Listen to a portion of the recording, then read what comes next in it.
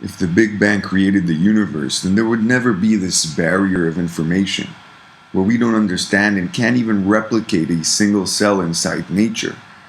Think about it. It's not enough that the Big Bang made the molecules. It also made them go where they should in a very intelligent and organized fashion.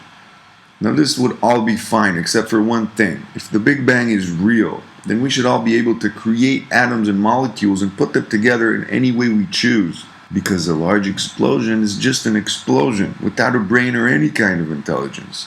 So the second someone with intelligence comes along, they have a huge advantage over an explosion of any kind. They have a brain, which means they should be able to do anything a large explosion could do.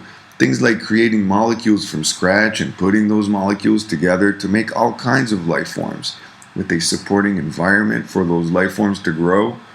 If an explosion could do it, you should also be able to do it, because an explosion is nothing. It has no brain, and you do.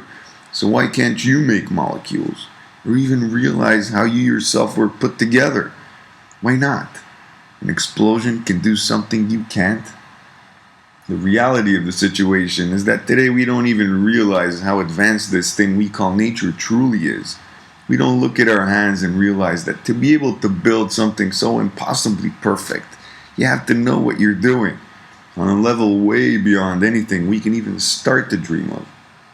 Even those of us who try really hard never fully realize or believe that nature is smart.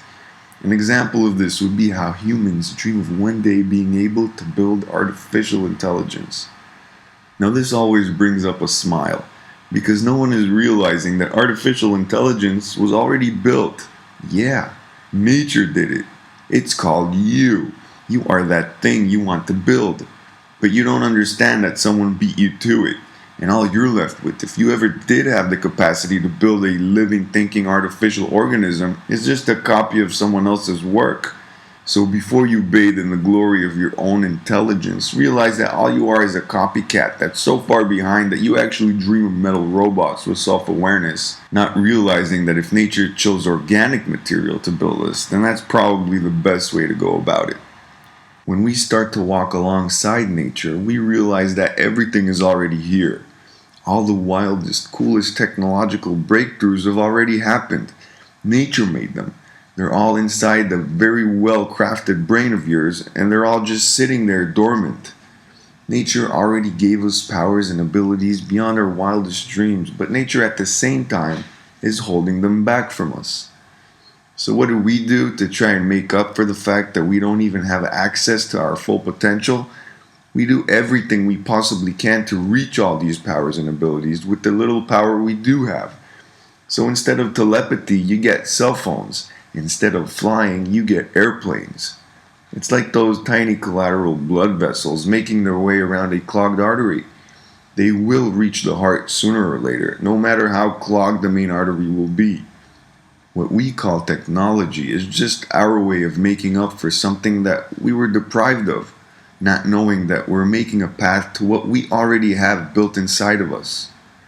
We are denied access to the life we are truly meant to live.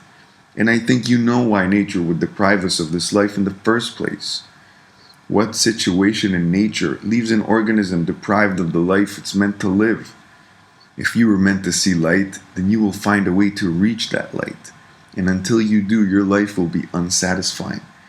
If you've ever wondered what you felt like when you were inside the womb, then a pressure cooker style dark tiny room wouldn't even begin to describe it. If you were made to see light, you wouldn't settle for anything less. And if you never knew you were made to see light because you were made inside darkness, then your dissatisfaction will haunt you until that wonderful day you realize that the light is just around the corner. Imagine all of humanity sitting in a movie theater, but the screen is turned off and everything is dark. Now imagine what would happen if we were born into this dark theater. No one would know anything about the screen or that a movie is supposed to start. The longer we all wait in the dark, the more impatient people are going to get. Pretty soon, petty fights about nothing will start to break out. And just when the roar of the unsuspecting crowd grows unbearable, that's when it happens. That's when the light from our screen will come alive for the very first time. This giant screen that was off for so long, showing nothing but empty blue skies for 12 hours, And then another 12 hours of empty darkness.